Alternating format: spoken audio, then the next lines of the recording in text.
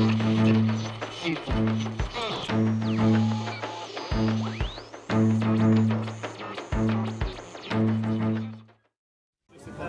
mobilisation pour arriver à un possible 49.3 encore une fois à l'Assemblée. Qu'est-ce que ça vous inspire?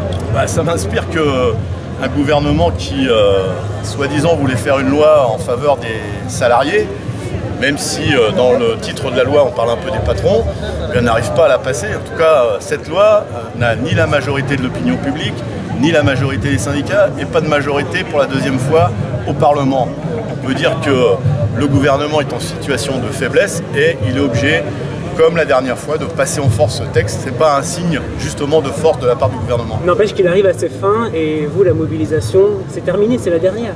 Écoutez, je ne sais pas si un gouvernement qui passe des lois contre la volonté d'un peuple, je ne sais pas si c'est arrivé à ses fins. La démocratie, ça a un sens dans ce pays des droits de l'homme. Vous savez, quand la France est montrée du doigt par l'ONU comme un pays qui ne respecte pas le dialogue social, qui favorise la précarité, je ne sais pas si vis-à-vis de l'opinion publique mondiale, le fait que la France soit montrée du doigt sur les questions sociales par l'ONU, c'est un signe de force. Donc voilà, nous continuons la mobilisation aujourd'hui, sous d'autres formes tout l'été, et puis on se donne rendez-vous à la rentrée. Quelle forme tout l'été? Quelle forme? Quel type d'action? Cet été? Oui.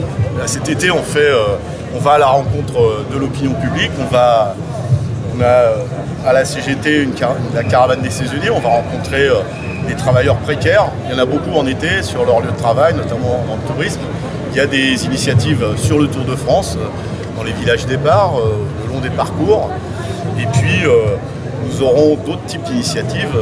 Je pense au péage gratuit, c'est toujours intéressant pour les salariés qui n'ont pas beaucoup d'argent de partir en vacances gratuitement. C'est une période compliquée quand même pour vous, les vacances? C'est une période géniale pour tout le monde, les vacances. Les congés payés, c'est formidable. C'est un des plus grands acquis de la classe ouvrière, les congés payés. Donc c'est très bien. La CGT reste mobilisée. Les militants, les syndiqués, les salariés, à tour de rôle, vont aller se reposer. Vous verrez, on sera de nouveau en pleine forme au mois de septembre. Quel type d'action en septembre? Vous avez déjà réfléchi? On a réfléchi, on vous dira ça jeudi.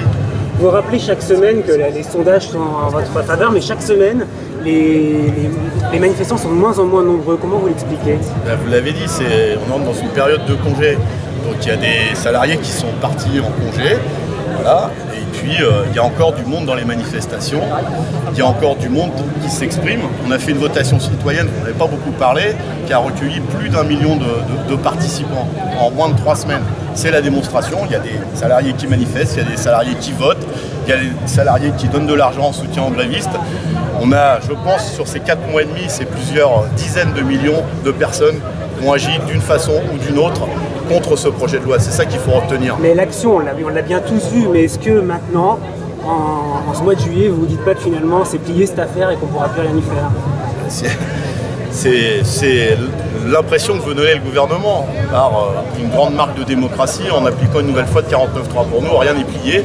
On a vu d'autres textes de loi, au moins il y a quelques années, qui avaient été votés à l'Assemblée nationale et qui n'a jamais été promulgué par le président de la République. Donc vous voyez que le combat continue. Le 49.3, ça ne stoppe pas du tout la mobilisation? Ah non, ça met encore plus en difficulté le gouvernement. Quand il me semble qu'il y avait une majorité de gauche en 2012 à l'Assemblée nationale. Là, il me semble qu'il n'y en a plus. Donc c'est plutôt au gouvernement qu'il faut poser la question. Est-ce qu'il est en situation de force ou de faiblesse? Je pense qu'il est en situation de faiblesse. Et donc c'est ceux qui se sont mobilisés, ceux qui sont dans la rue, ceux qui agissent, qui sont en situation de force. Qu'est-ce que vous allez faire avec le 49.3 alors? À moi, rien. Donc vous resterez mobilisés à la rentrée? L'élan justement au mouvement, ce 49.3 encore utilisé. Le mouvement, c'est contre la loi travail. Après, il y a des procédures parlementaires. Je pense que c'est aux députés, et notamment ceux qui font partie de la majorité, de réfléchir à ce qu'ils peuvent faire. Nous, pour nous, je vous le répète, quand on a autant de gens qui sont contre la loi, hein, je le disais, le président de la République a dit la semaine dernière, en parlant d'un autre pays, il faut savoir écouter le peuple. Et ben, qu'il l'applique ici en France. Ça serait une bonne chose pour l'ensemble des Français. C'est que la motion de censure a quelque chose de passer. C'est pas à moi qu'il faut poser ce genre de questions. La motion de censure et les procédures parlementaires, c'est aux députés qu'il faut adresser. Oui, on est mobilisé tout l'été Et à la rentrée. et on sera mobilisé à la rentrée sous les formes qu'on décidera jeudi prochain avec l'ensemble des autres syndicats présents dans ce mouvement.